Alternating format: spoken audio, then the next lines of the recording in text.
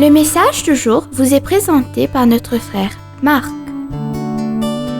Salut, chers bien-aimés de notre Père Céleste. En ce lundi matin, je souhaite partager avec vous une réflexion sur l'opinion publique. Il s'agit de ce que les autres pensent de nous. Et notre référence biblique est Matthieu chapitre 16, versets 13 à 20. Veuillez lire l'intégralité de ce passage pour bien comprendre ce qui suit. Bien-aimés, nous avons tous ressenti les conséquences de l'opinion publique. Ce que les autres pensent de nous ou disent sur nous est très important. Cela peut être ressenti comme une chaleureuse accolade ou comme un froid rejet. La plupart du temps, d'une manière ou d'une autre, leur opinion se manifeste dans nos actions. Elle nous incite soit à attendre l'autre jour, soit à prendre des mesures plus radicales. Et cela se produit à tout âge.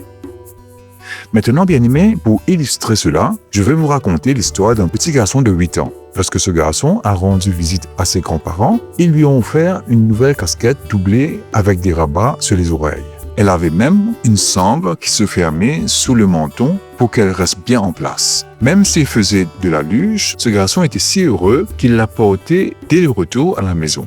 Pendant les jours suivants, il a continué à porter ce casquette. Une semaine plus tard, sa mère a remarqué que son fils ne portait plus sa casquette pour aller à l'école. Quelques jours auparavant, il adorait sa nouvelle casquette et maintenant il agissait différemment. Alors, elle lui a demandé « Que se passe-t-il ?» Son fils lui a alors raconté qu'une fille dans le bus scolaire avait dit qu'elle n'aimait pas sa nouvelle casquette parce qu'elle était marron. Eh bien, voilà. Est-ce que cela vous parle? Ce qui nous amène à notre lecture de Matthieu chapitre 16, verset 13 à 20.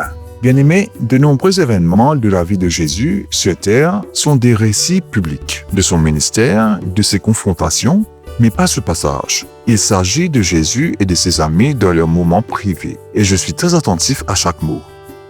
Chers amis, demain nous continuerons notre message. Veuillez relire ce passage de l'Écriture. Que Dieu vous bénisse tous. Passez une bonne journée en sa présence. Au revoir. Si toi aussi tu crois que la parole de Dieu est une bénédiction, partage-la et sois une source de bénédiction pour les autres, toi aussi.